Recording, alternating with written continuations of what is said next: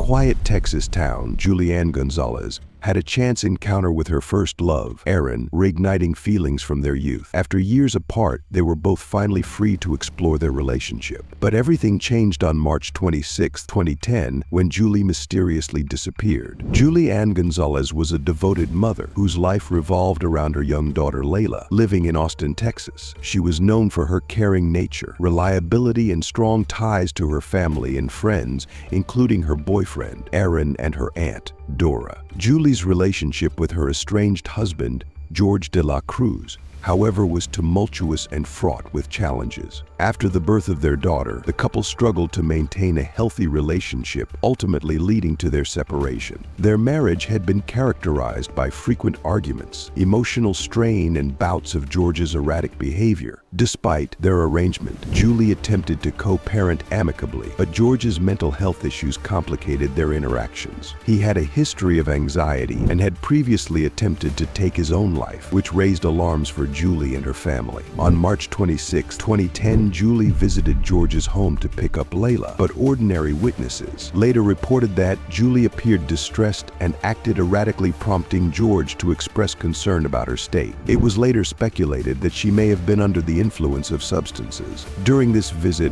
raising further questions about her mental and emotional well-being. At the time later, that day, Julie's behavior became even more alarming. Her MySpace page featured unsettling posts, expressing a desire to escape her life. For Julie, who had always been a nurturing and responsible mother, her family and friends grew increasingly concerned as attempts to reach her by phone went unanswered. As the day progressed, Julie sent cryptic text messages from her phone insisting that she was fine and just needed space. Aaron, her boyfriend, was skeptical of these messages and challenged the sender to provide personal details to verify Julie's identity. When the responses were vague and evasive, Aaron's concerns deepened. Family members, including Aunt Dora, gathered at her home to discuss the worrying situation. They made the difficult decision to report her missing to the authorities. Initially, the Austin Police Department dismissed their concerns, believing Julie had voluntarily chosen to leave her life. The following day, Aunt Dora discovered that Julie had not shown up for work, prompting her to drive past a Walgreens. There, she spotted Julie's 2006 gold Impala parked outside. Alarmed, rushed into the store looking for her niece, but found no sign of her. Calling the police again, she reported the vehicle's location and met with Aaron and Sandra. When the police arrived,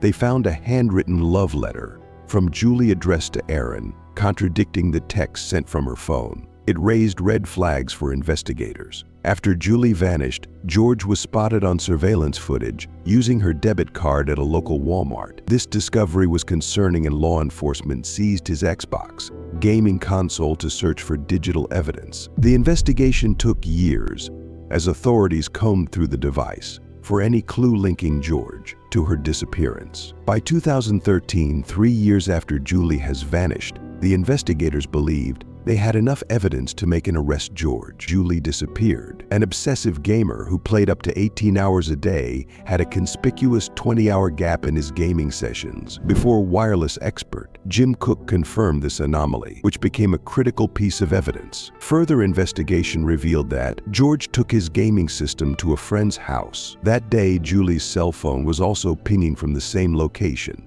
leading investigators to conclude that George had been in possession of both the phone and the gaming console. In 2015, despite not recovering Julie's body, prosecutors believed they had uncovered George's motive. According to Travis County Assistant District Attorney Monica Flores, a digital image of Julie and Aaron at the Austin Zoo found on George's phone suggested that he could not accept Julie moving on with another man. His jealousy and possessiveness, it was argued, drove him to end her life. The case had gained national attention, and Julie's family even appeared on the Dr. Phil show to plead for information about her whereabouts. Dr. Phil McGraw himself urged George to take a polygraph test, though he declined. This public exposure added pressure to the investigation and helped to keep Julie's case in the spotlight. George de la Cruz was convicted of Julian Gonzalez's slaying and sentenced to life in prison. Despite his claims of innocence, the evidence convinced the jury of his guilt. For Julie's family, especially her mother Sandra,